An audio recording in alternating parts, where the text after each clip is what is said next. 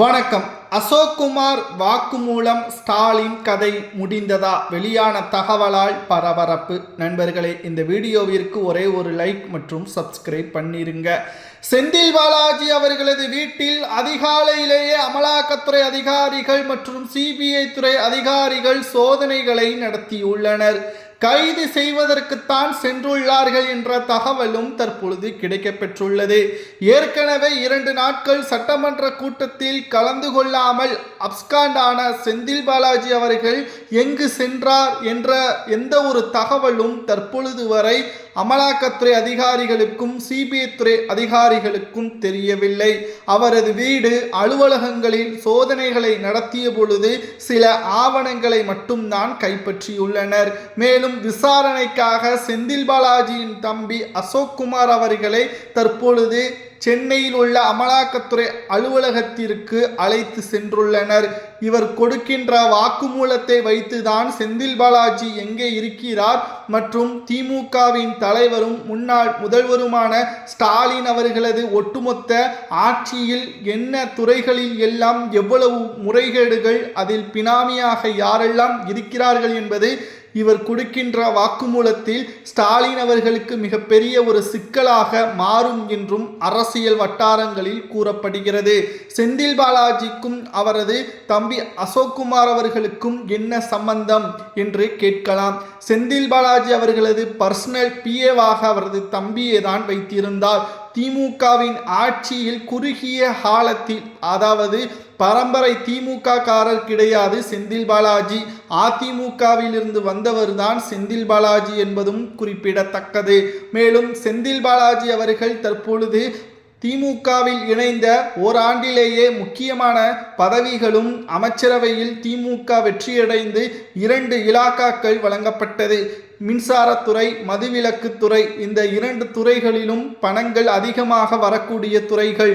மேலும் இந்த துறைகளின் மூலமாக செந்தில் பாலாஜி அவர்கள் போட்ட திட்டம்தான் பாட்டிலுக்கு 10 ரூபாய், அட்டை பெட்டிகளுக்கு டெண்டர்கள் கொடுக்கக்கூடிய அந்த நிறுவனங்கள் அனைத்துமே செந்தில் பாலாஜி அவர்களது ஒட்டுமொத்த கண்ட்ரோலில் இருக்கக்கூடியதாகவும் அதை அவரது தம்பி அசோக்குமார் அவர்கள்தான் பார்த்து கொள்வார்கள் என்றும் கூறப்படுகிறது. செந்தில் பாலாஜி அவர்கள் திமுகவின் ஆட்சியில் எப்படியெல்லாம் முறைகேடு செய்துள்ளார் தெரியுமா?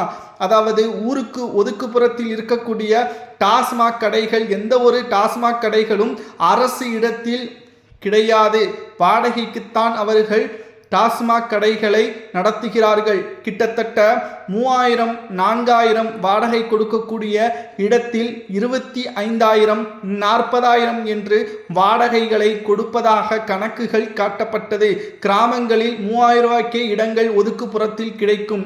ஆனால் 25,000 கிராமங்களில் என்றும் நகர்ப்புறங்களில் 40,000 முதல் 60,000 என்று கணக்குகள் காட்டப்பட்டதாகவும் தற்பொழுது புதிதாக நியமிக்கப்பட்ட மதுபான ஊழல் தடுப்பு அமைச்சர் தெரியப்படுத்தியுள்ளார். அது மட்டுமல்ல, பல்வேறு முறைகேடுகளும் தாவேகா ஆட்சி, திமுகவின் ஆட்சியில் நடத்தப்பட்ட முறைகேடுகளையும் கண்டுபிடித்திருப்பதாக தகவல்களும் கிடைக்கப்பெற்றுள்ளது. செந்தில் பாலாஜியின் தம்பி அசோக்குமார் அவர்கள் கொடுக்கின்ற வாக்குமூலங்களை வைத்து செந்தில் பாலாஜி எங்கே இருக்கிறார், திமுகவின் ஆட்சியில் இதில் யாருக்கெல்லாம் தொடர்பு இருக்கிறது என்பதை எல்லாம் அமலாக்கத்துறை அதிகாரிகள் விசாரணை செய்ய உள்ளதாக தகவல்களும் கிடைக்கப்பெற்றுள்ளது. 2026 சட்டசபை தேர்தலில் எப்படியாவது திமுக வெற்றியடைந்து விடலாம்.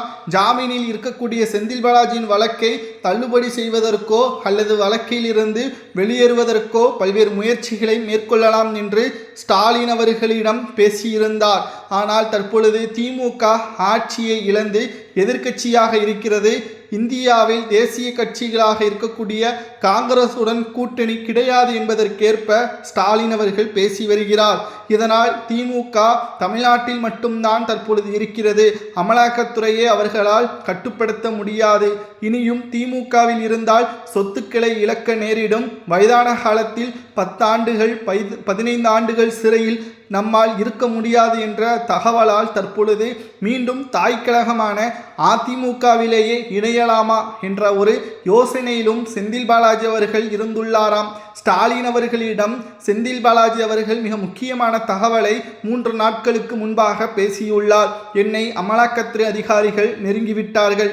மதுபான முறைகேட்டில் சுமார் 1000 கோடி முறைகேட்டில் ரத்தீஸ் அவர்களிடம் நடத்திய விசாரணையில் எனது பெயரை தெரிவித்து விட்டார். என்னுடைய வீட்டிற்கு எப்ப வேண்டுமானாலும் விசாரணைக்கு வரலாம் என்று ஸ்டாலினிடம் தெரிவித்த பொழுது என்னையோ எனது மகனையோ கோபாலபுர குடும்ப உறுப்பினர்களையோ மட்டும் சொல்லிவிடக்கூடாது என்ற கண்டிஷனையும் போட்டுள்ளாராம். ஆனால் இவர்களை தவிர மற்ற யாருமே ஊழலை அங்கு செய்யவில்லை. இதனால் செந்தில் பாலாஜி அவர்கள் தன்னை காப்பாற்றுவார் என்று நினைத்தால் தன்னை பலிகடாக மாற்றுவதற்கு ஸ்டாலின் குடும்பம் திட்டம் போடுவதாக நினைத்து கொண்டு அதிமுக மிக முக்கியமான மாஜி அமைச்சர்களிடம் மன்னிப்புகளை கேட்டு மீண்டும் அதிமுகவில் இணைந்து விடலாம் என்ற ஆலோசனையும் செய்து வருவதாகவும் 3 நாட்கள் செந்தில் பாலாஜி அவர்கள் தலைமறைவாக எங்கு இருக்கிறார், கைதுக்கு பயந்து தப்பி ஓடிவிட்டாரா என்ற பல்வேறு விமர்சனங்களும் அரசியல் வட்டாரத்தில் சமூக வலைதளங்களில் வைரலாக பரவி வருகிறது. ஆனால் யாருக்கும் என்ன ஒரு விஷயமும் தெரியவில்லை. அமலாக்கத்துறை அதிகாரிகள் இன்று காலையில் நடைபெற்ற சோதனைகளில் செந்தில் பாலாஜியின் தம்பி அசோக்குமார் அவர்களை மட்டும் விசாரணைக்காக அழைத்து சென்றிருக்கிறார்கள். செந்தில் பாலாஜியின் சில ஆவணங்களையும் கைப்பற்றியுள்ளார்கள். செந்தில் பாலாஜியின் மீது ஏற்கனவே அமலாக்கத்துறை அதிகாரிகள் பதிவு செய்யப்பட்ட வழக்குகள் என்ன தெரியுமா? அதிமுகவில் வேலை வாங்கி தருவதாக மோசடி செய்த, சட்டத்திற்கு விரோதமாக பண பரிவர்த்தனை செய்த வழக்குகள், அது மட்டுமல்ல கரூரில் கூட்ட நெரிசல் வழக்கு, சிபிஐ துறை வழக்குகள், தற்பொழுது திமுகவின் ஆட்சியில் மின்சார மற்றும் மதுவிலக்குத்துறையில் மோசடிகள், 1000 கோடி டெண்டர் ஊழல் முறைகேடு போன்றவைகளும், தற்பொழுது மின்சாரத்துறையில் டிரான்ஸ்ஃபார்மர்கள் கொள்முதல் 394 கோடி முறைகேடுகள் என்று பல்வேறு வழக்குகளும் செந்தில் பாலாஜியின் மீது இருக்கிறது. இதனால் தற்பொழுது புதிதாக நியமிக்கப்பட்ட தாவேகாவின் ஆட்சியில் முதல்வர் விஜய் அவர்கள் விசாரணையை எப்ப வேண்டுமானாலும் நடத்தலாம் என்று அமலாக்கத்துறைக்கு கடிதங்களை அனுப்பியுள்ளார். அந்த கடிதங்களில் கையெழுத்திட்டு ஆளுநரிடமும் சமர்ப்பித்து விட்டார் என்பதையும் நாம் கூறியிருந்தோம். கிட்டத்தட்ட 7 நாட்களுக்கு பிறகு விசாரணையை அமலாக்கத்துறையினர் தொடங்கிவிட்டார்கள். இது செந்தில் பாலாஜியுடன் நிறுத்தப் போவது கிடையாது. அடுத்த பொன்மோடி, KN நேரு, துரைமுருகன் இவர்களையும் சுற்றி வளைக்கலாம் என்ற தகவலும் தற்பொழுது கிடைக்கப்பெற்றுள்ளது.